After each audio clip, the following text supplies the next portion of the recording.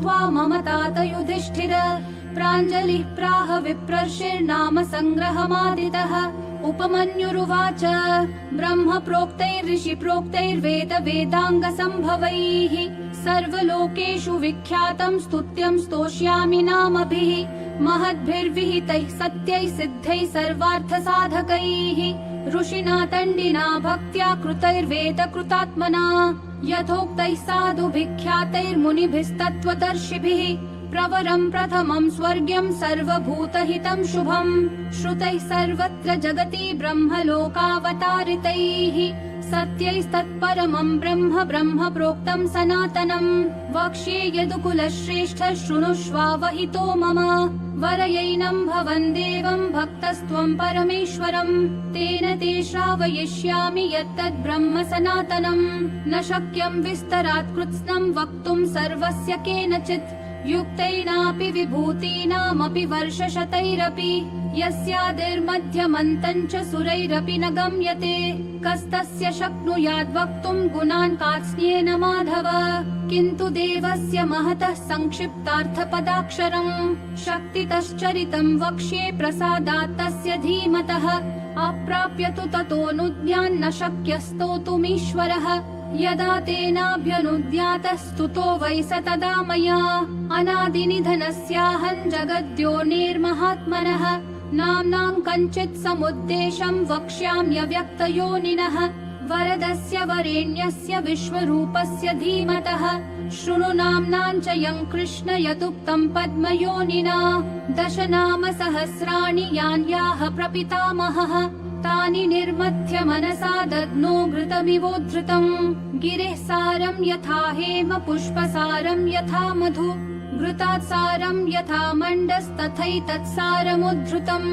सर्वपापापहमिदं चतुर्वेद समन्वितम्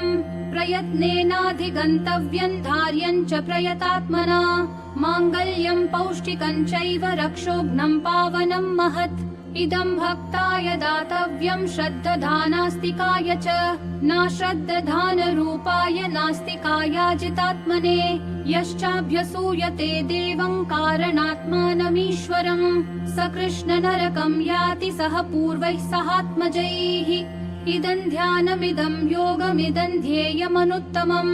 इदं जप्यमिदं ज्ञानं रहस्यमिदमुत्तमम्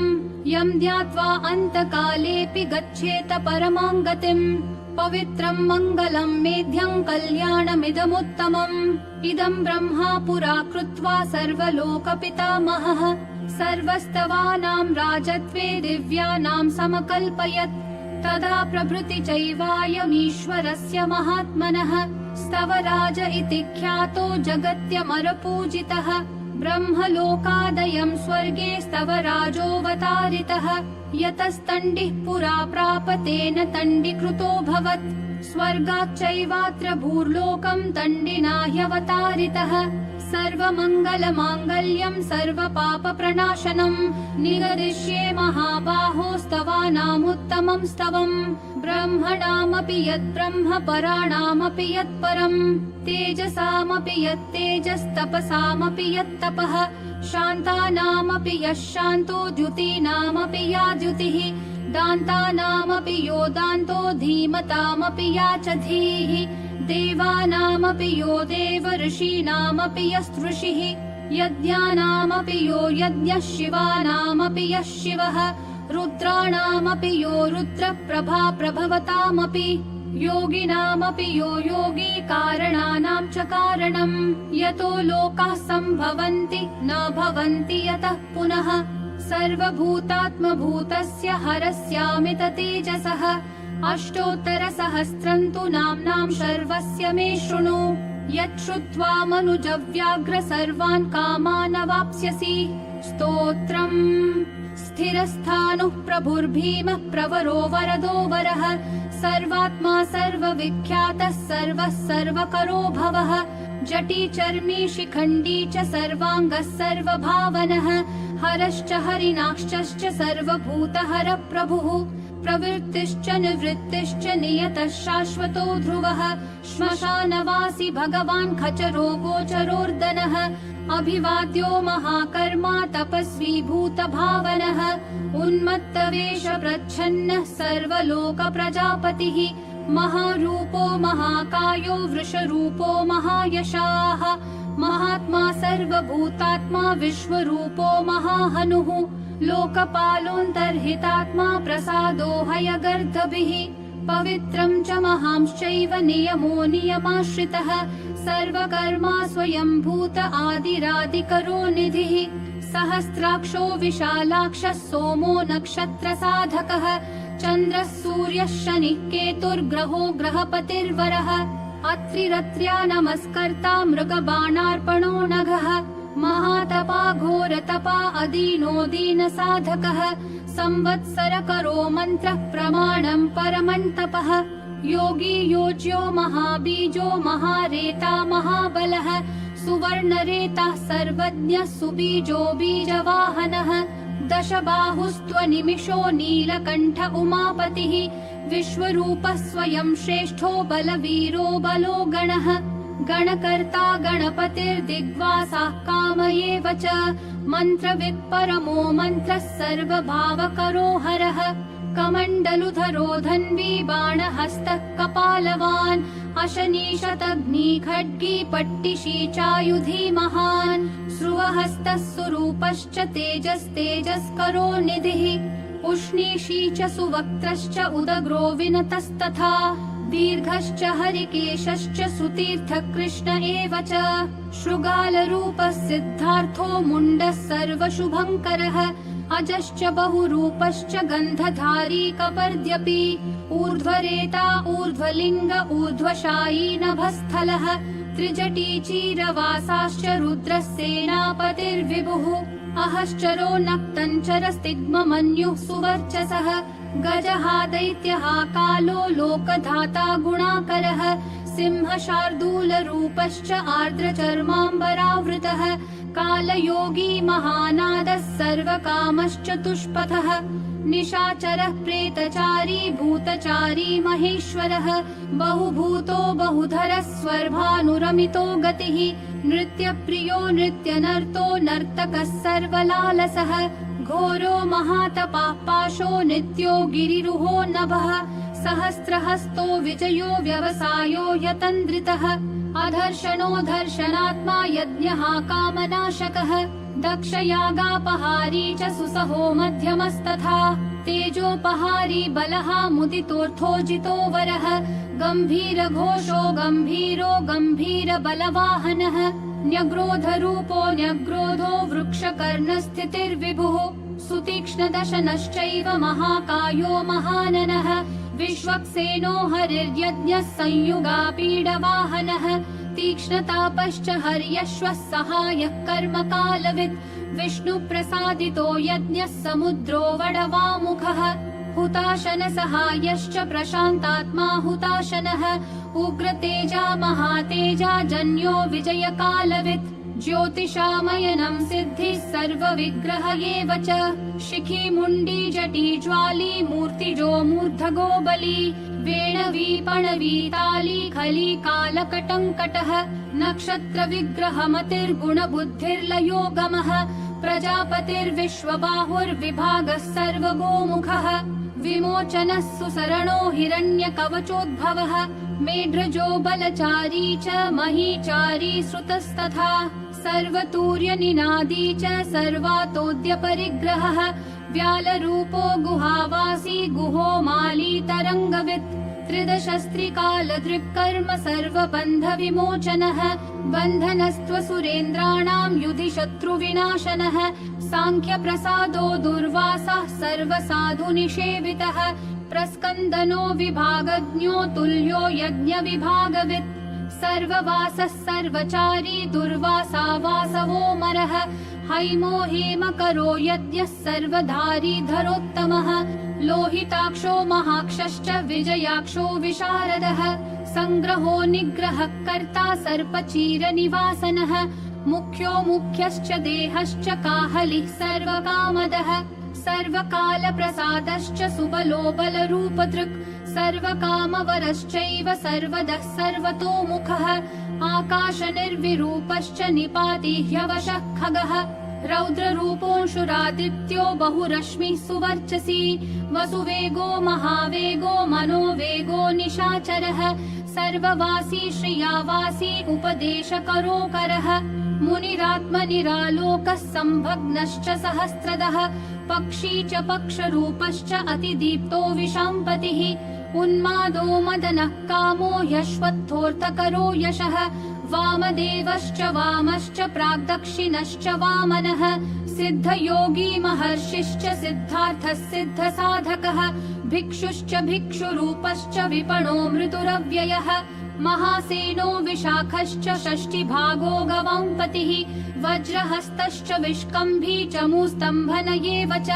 वृत्तावृत्तकरस्तालो मधुर्मधुकलोचनः वाचस्पत्यो वाजसनो नित्यमाश्रमपूजितः ब्रह्मचारी लोकचारी सर्वचारी विचारवित् ईशान ईश्वरः कालो निशाचारी पिनाकवान् निमित्तस्थो निमित्तञ्च नन्दिर्नन्दिकरो हरिः नन्दीश्वरश्च नन्दी च नन्दनो नन्दिवर्धनः भगहारी निहन्ता च कालो ब्रह्मा पितामहः चतुर्मुखो महालिङ्गश्चारुलिङ्गस्तथैव च लिङ्गाध्यक्षः सुराध्यक्षो योगाध्यक्षो युगावहः बीजाध्यक्षो बीजकर्ता अध्यात्मानुगतो बलः इतिहासः सकल्पश्च गौतमोऽथ निशाकरः दम्भो यदम्भो वैदम्भो वश्यो वशकरः कलिः लोककर्ता पशुपतिर्महाकर्ता ह्यनौषधः अक्षरं परमं ब्रह्म बलवच्छक्र एव च नीतिर्ह्यनीतिः शुद्धात्मा शुद्धो मान्यो गतागतः बहुप्रसादः सुस्वप्नो दर्पणोऽथ त्वमित्रजित् वेदकारो मन्त्रकारो विद्वान् समरमर्दनः महामेघनिवासी च महाघोरो वशीकरः अग्निज्वालो महाज्वालो अतिधूम्रो हुतो हविः वृषणः शङ्करो नित्यं वर्चस्वी धूमकेतनः नीलस्तथाङ्गलुब्धश्च शोभनो निरवग्रहः स्वस्तिदः स्वस्तिभावश्च भागी भागकरो लघुः उत्सङ्गश्च महाङ्गश्च महागर्भपरायणः कृष्णवर्णः सुवर्णश्च इन्द्रियं सर्वदेहिनां महापादो महाहस्तो महाकायो महायशाः महामूर्धा महामात्रो महानेत्रो निशालयः महान्तको महाकर्णो महोष्टश्च महाहनुः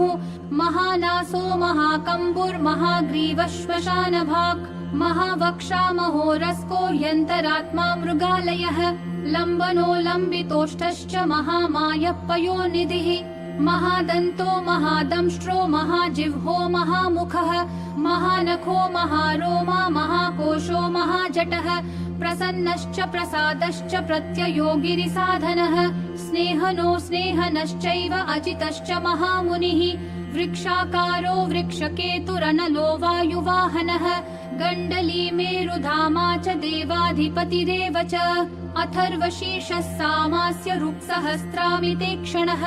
यजुपादभुजो गुह्यः प्रकाशो जङ्गमस्तथा अमोघार्थः प्रसादश्च अभिगम्यः सुदर्शनः उपकारः प्रियः सर्वः कनकः काञ्चनच्छविः नाभिर्नन्दिकरो भावः पुष्करस्थपतिः स्थिरः द्वादशस्त्रासनश्चाद्यो यज्ञो यज्ञसमाहितः नक्तङ्कलिश्च कालश्च मकरः कालपूजितः सगणो गणकारश्च भूतवाहनसारथिः भस्मशयो भस्मगोप्ता भस्मभूतस्तरुर्गणः लोकपालस्तथा लोको महात्मा सर्वपूजितः शुक्लस्त्रिशुक्लः सम्पन्नः शुचिर्भूतनिषेवितः आश्रमस्थक्रियावस्थो विश्वकर्ममतिर्वरः विशालशाखस्ताम्रोष्ठोऽयम्बुजालः सुनिश्चलः कपिलः कपिशः शुक्ल आयुश्चैव परोपरः गन्धर्वो यदितिस्तार्क्ष्यः सुविज्ञेय सुशारदः परश्वधायुधो देवो अनुकारी सुबान्धवः तुम्बवीणो महाक्रोध ऊर्ध्वरेता जलेशयः उग्रो वंशकरो वंशो वंशनादो ह्यनिन्दितः सर्वाङ्गरूपो मायावी सुहृदो ह्यनिलो नलः बन्धनो बन्धकर्ता च सुबन्धन विमोचनः स यज्ञारिः स कामारिर्महादंश्रो महायुधः बहुधा निन्दितः शर्वः शङ्करः शङ्करो धनः अमरेशो महादेवो विश्वदेवः सुरारिहा अहिर्बुध्न्यो निलाभश्च चेकितानो हविस्तथा अजैकपाच्च कापाली त्रिशङ्कुरजितः शिवः धन्वन्तरिर्धूमकेतुः स्कन्दो वैश्रवणस्तथा धाता शक्रश्च विष्णुश्च मित्रस्त्वष्टा ध्रुवोधरः प्रभावः सर्वगो वायुर्र्यमा सविता रविः उषङ्गुश्च विधाता च मान्धाता भूतभावनः विभुर्वर्ण विभावी च सर्वकामगुणावहः पद्मनाभो महागर्भश्चन्द्रवक्त्रो नीलो नलः बलवंश्चोपशान्तश्च पुराण पुण्यचञ्चुरी कुरुकर्ता कुरुवासी कुरुभूतो गुणौषधः सर्वाशयो दर्भचारी सर्वेषां प्राणिनां पतिः देवदेवः सुखासक्तः सदसत्सर्वरत्नवित् कैलासगिरिवासी च हिमवद्गिरिसंशयः कूलहारी कूलकर्ता बहुविद्यो बहुप्रदः वणिजो वर्धकी वृक्षो बकुलश्चन्दनश्छदः सारग्रीवो महाजत्रुरलोल्लश्च महौषधः सिद्धार्थकारी सिद्धार्थश्चन्दो व्याकरणोत्तरः सिंहनादः सिंहदंष्ट्रः सिंहगः सिंहवाहनः प्रभावात्मा जगत्कालस्थालो लोकहितस्तरुः सारङ्गो नवचक्राङ्गः केतुमाली सभावनः भूतालयो भूतपतिरहोरात्रमनिन्दितः वाहिता सर्वभूतानां निलयश्च विभुर्भवः अमोघः संयतो यश्वो भोजनः प्राणधारणः धृतिमान् मतिमान् दक्षः सत्कृतश्च युगाधिपः गोपालिर्गोपतिर्ग्रामो गोचर्मवसनो हरिः हिरण्यबाहुश्च तथा गुहापालः प्रवेशिनां प्रकृष्टारिर्महाहर्षो जितकामो जितेन्द्रियः गान्धारश्च सुवासश्च तपःसक्तो रतिर्नरः महागीतो महानृत्यो ह्यपसरो गणसेवितः महाकेतुर्महाधातुर्नैकसानुचरश्चलः आवेदनीय आदेशः सर्वगन्धसुखावहः तोरणस्तारणो वातः परिधिक्पतिखेचरः संयोगो वर्धनो वृद्धो अतिवृद्धो गुणाधिकः नित्य आत्मसहायश्च देवासुरपतिः पतिः युक्तश्च युक्तबाहुश्च देवो दिवि सुपर्वणः आषाढश्च सुषाढश्च ध्रुवोऽथ हरिणो हरः वपुरा वर्तमानेभ्यो वसुश्रेष्ठो महापथः शिरोहारी विमर्शश्च सर्वलक्षणलक्षितः अक्षश्च रथयोगी च सर्वयोगी महाबलः समाम्नायो समान्नायस्तीर्थदेवो महारथः निर्जीवो जीवनो मन्त्रः शुभाक्षो बहुकर्कशः रत्नप्रभूतो रत्नाङ्गो महार्णवनिपानवित् मूलं विशालो ह्यमृतो व्यक्ताव्यक्तस्तपोनिधिः आरोहणोऽधिरोहश्च शीलधारी महायशाः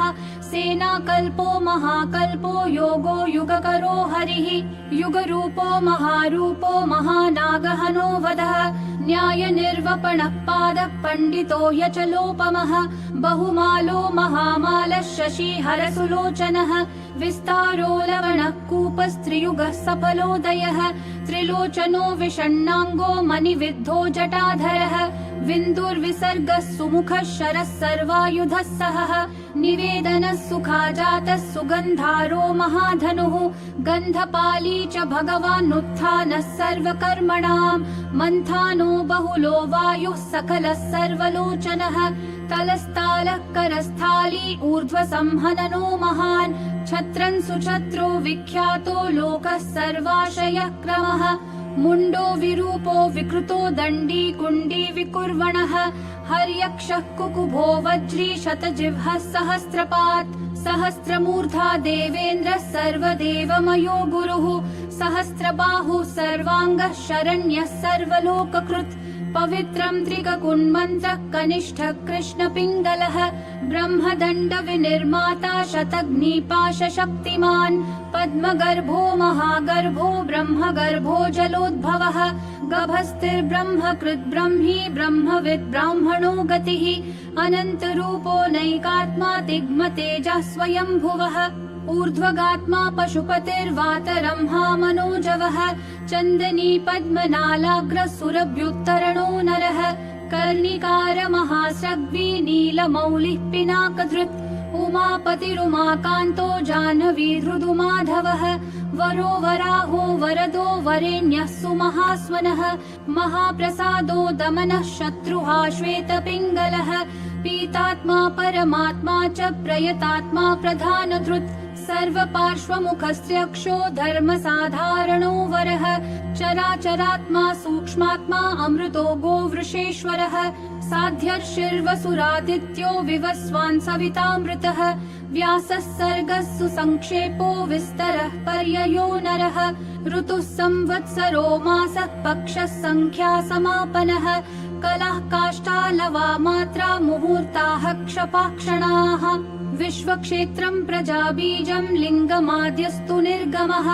सदसद्व्यक्तमव्यक्तम् पिता माता पितामहः स्वर्गद्वारम् प्रजाद्वारम् मोक्षद्वारम् त्रिविष्टपम् निर्वाणम् ह्लादनश्चैव ब्रह्मलोकः परागतिः देवासुरविनिर्माता देवासुरपरायणः देवासुरगुरुर्देवो देवासुरनमस्कृतः देवासुरमहामात्रो देवासुरगणाश्रयः देवासुरगणाध्यक्षो देवासुरगणाग्रणीः देवातिदेवो देवर्षिर्देवासुरवरप्रदः देवासुरेश्वरो विश्वो देवासुरमहेश्वरः सर्वदेवमयोचिन्त्यो देवतात्मात्मसम्भवः उद्भित्त्रिविक्रमो वैद्यो विरजो नीरजोऽमरः ईड्यो हस्तीश्वरो व्याघ्रो देवसिंहो नरर्षभः विबुधोऽग्रवरः सूक्ष्मः सर्वदेवस्तपोमयः सुयुक्तः शोभनो वज्री प्रासानां प्रभवो व्ययः गुहः कान्तो निजः सर्गः पवित्रं सर्वपावनः शृङ्गी शृङ्गप्रियो बभ्रूराजराजो निरामयः अभिरामः सुरगणो विरामः सर्वसाधनः ललाटाक्षो विश्वदेवो हरिणो ब्रह्मवर्चसः स्थावराणां पतिश्चैव नियमेन्द्रियवर्धनः सिद्धार्थः सिद्धभूतार्थो चिन्त्यः सत्यव्रतः शुचिः व्रताधिपः परब्रह्म भक्तानां परमागतिः विमुक्तो मुक्ततेजाश्च श्रीमान् श्रीवर्धनो जगत् यथा प्रधानम् भगवानिति भक्त्या स्तुतो मया यन्न ब्रह्मादयो देवा विदुस्तत्त्वेन नर्षयः स्तोतव्यमर्च्यम् वन्द्यम् च कस्तोष्यति जगत्पतिम् भक्त्या त्वेवम् पुरस्कृत्य मया यज्ञपतिर्विभुः ततोऽभ्यनुद्याम् सम्प्राप्य स्तुतो मतिमतां वरः शिवमेभिस्तुवन् देवन्नामभिः पुष्टिवर्धनैः नित्ययुक्तः शुचिर्भक्तः प्राप्नोत्यात्मानमात्मना एतद्धि परमम् ब्रह्म परम् ब्रह्माधिगच्छति ऋषयश्चैव देवाश्च स्तुवन्त्येतेन तत्परम् स्तूयमानो महादेवस्तुष्यते नियतात्मभिः भक्तानुकम्पी भगवान् आत्मसंस्थाकरो विभुः तथैव च मनुष्येषु ये मनुष्यः प्रधानतः आस्तिकाः श्रद्दधानाश्च बहुभिर्जन्मभिस्तवैः भक्त्या ह्यनन्यमीशानम् परम् देवम् सनातनम् कर्मणा मनसा वाचा भावेनामिततेजसः शयानाजाग्रमाणाश्च व्रजन्नुपविशंस्तथा उन्मिषन्निमिषंश्चैव चिन्तयन्तः पुनः पुनः शृण्वन्तः श्रावयन्तश्च कथयन्तश्च ते भवम् स्तुवन्तः स्तूयमानाश्च तुष्यन्ति च रमन्ति च जन्मकोटिसहस्रेषु नाना संसारयोनिषु जन्तोर्विगतपापस्य भवे भक्तिः प्रजायते उत्पन्ना च भवे भक्तिरनन्या सर्वभावतः भाविनः कारणे चास्य सर्वयुक्तस्य सर्वथा एतद्देवेषु दुष्प्रापम् मनुष्येषु न लभ्यते निर्विघ्ना निश्चला रुद्रे भक्तिरव्यभिचारिणी तस्यैव च प्रसादेन भक्तिरुत्पद्यते नृणाम् येन यान्ति पराम् सिद्धिम् तद्भावगतचेतसः ये सर्वभावानुगताः प्रपद्यन्ते महेश्वरम् प्रपन्नवत्सलो देवः संसारात्तान् समुद्धरेत् एवमन्ये विकुर्वन्ति देवाः संसारमोचनम् मनुष्याणामृते देवन्नान्या शक्तिस्तपोबलम् इति तेनेन्द्रकल्पेन भगवान् सदसत्पतिः कृत्तिवासास्तुतः कृष्णतण्डिना शुभबुद्धिना स्तवमेतं भगवतो ब्रह्मा स्वयमधारयत् गीयते च स बुद्ध्येत ब्रह्मा शङ्कर सन्निधौ इदं पुण्यं पवित्रं च सर्वदा पापनाशनम् योगदं मोक्षदं चैव सर्गदन्तोषदं तथा एवमेतत् पठन्ते य एकभक्त्या तु शङ्करम् या गतिः साङ्ख्ययोगानां व्रजन्त्येतान् गतिं तदा स्तवमेतं प्रयत्नेन सदा रुद्रस्य सन्निधौ अब्दमेकं चरेद् भक्तः प्राप्नुयादीप्सितं फलम् एतद्रहस्यं परमं ब्रह्मणो हृदि संस्थितम् ब्रह्मा प्रोवाच शक्राय शक्र प्रोवाच मृत्यवे मृत्युः प्रोवाच रुद्रेभ्यो रुद्रेभ्यस्तण्डिमागमत् महता तपसा प्राप्तस्तण्डिना ब्रह्म सद्मनि तण्डिः प्रोवाच शुक्राय गौतमाय च भार्गवः वैवस्वताय मनवे गौतमः प्राह माधव नारायणाय साध्याय समाधिष्ठाय धीमते यमाय प्राह भगवान् साध्यो नारायणोच्युतः नाचिकेताय भगवानाह वैवस्वतो यमः मार्कण्डेयाय वार्ष्णेय नाचिकेतोऽभ्यभाषत मार्कण्डेयान्मया प्राप्तो नियमेन जनार्दन तवाप्यहममित्रघ्नस्तवन् दद्यां ह्यविश्रुतम् स्वर्ग्यमारोग्यमायुष्यन् धन्यं वेदेन संमितम् नास्य विघ्नं विकुर्वन्ति दानवा यक्ष राक्षसाः पिशाचा यातु दानवा गुह्यका भुजगा अपि यः पठेत शुचिः पार्थ ब्रह्मचारी जितेन्द्रियः अभग्नयोगो वर्षन्तु सोऽश्वमेधफलं लभेत् इति श्रीमहाभारते अनुशासनपर्वणि श्रीशिवसहस्रनामस्तोत्रम् सम्पूर्णम्।